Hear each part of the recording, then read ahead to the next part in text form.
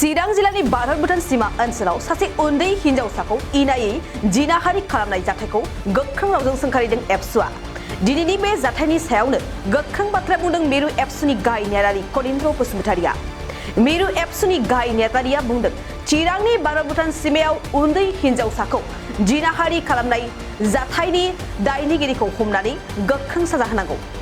बेनि अनगायैबो बे जिनाहारि जाथायनि सायाव निउज चेनेलआ खौरां फोसावनानै हिनजावसानि सोदोब खोनाहोनायखौ गोजोननाय गैयै फोरमायदों मिरु एबसुनि गाहाय नेहाथारिया। बिथां कनिन्द्र बसुमतारिया बुंदों खौरां फोसावनायनि नेमखान्थिखौ सिफायनानै निउज चेनेलफोराव गाव गावनो बिबान थानांगौ।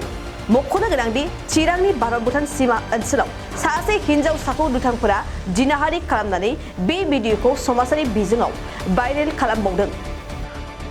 चिरांत भारत भूटान बर्डारत एगराकी माइनर छोवालीक रेप करा बुली आमी खबर पोৱাৰ लगे लगे बा এই घटना हुआ बुली माने तथ्यটো বিচাৰি পেলাই মানে যেনেকে মানুহবিলাকে তাত মানে উদ্দেশিত হৈছিল সেই ধৰণে আমিও নিখিল বড়ো ছাত্ৰ সন্থা হিচাপে যেটো আমি সামাজিক মানে সংগঠন আমাৰ মানে কৰ্মকৰ্তাসকলেও মানে তাত মানে ভোজ ল'ব গৈছিল। পিছত আমিও গম পালোঁ যে তাত মানে যি মানে চলি আছে সেইবিলাকতো আমিও গম পাইছিলোঁ যে হয় মানে ৰেপ হৈছে, এজন মাইনৰ ছোৱালীক মানে তেনেকুৱা নিৰ্যাতন মানে চলাইছে মানে দুষ্কৃতিকাৰীবিলাকে। সেইকাৰণে নিখিল বড়ো ছাত্ৰ সন্থাই দোষীক কৰেক্ট কৰিব লাগে বুলি পুলিচ প্ৰশাসনতো মানে কোৱা হৈছে, দাবীও জনোৱা হৈছে। লগতে আমাৰ মানে যি ভিক্টিম মানে ছোৱালীগৰাকীৰ যিটো জাষ্টিছৰ কাৰণে আইনে যিখিনি ব্যৱস্থা ল'ব লাগে, প্ৰশাসনে যিখিনি ব্যৱস্থা ল'ব লাগে এইটো অতি শীঘ্ৰে মানে ল'ব লাগে বুলি আমি দাবী জনাইছোঁ।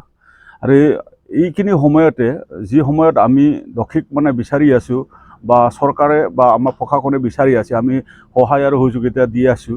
এই সময়তে আমি যোৱাকালি দেখিবলৈ পাইছোঁ যে মানে আমাৰ অসমৰে এটা টিভি চেনেল, এই টিভি চেনেলে মানে বেছিক মানে যিটো নিউজ চাৰ্কুলেশ্যনৰ যিটো নৰ্মছ বা মেৰিটছ এইবিলাকটো মেইনটেইন নকৰাকৈ মানে যিটো মানে ভায়লেশ্যন কৰি পেলাই এই ফুটেজটো মানে প্ৰচাৰ কৰা মানে দেখিছোঁ আমি, য'ত মানে সেই মানে ছোৱালীৰ মানে আৱাজ বা ছোৱালীৰ যিটো মানে ভইচ ক্লিয়াৰকৈ মানে গম পোৱা যায়।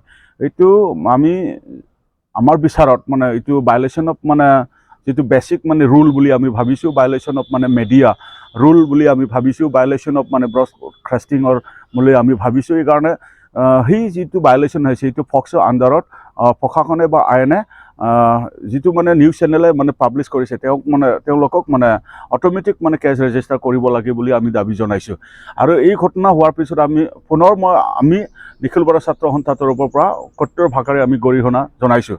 কাৰণ মানে প্ৰেছ মিডিয়া আমাৰ ডেমক্ৰেচিৰ ফ'ৰ পিলাৰ, আৰু ফ'ৰ পিলাৰে জানি শুনি পেলাই বা সজাগ মানে ব্যক্তিবিলাকে যদি এনেকৈ ভুল কৰে, কোনোবা নজনা মানুহক আমি কি ক'ম, কোনোবা মানে দোষীক আমি কি ক'ম।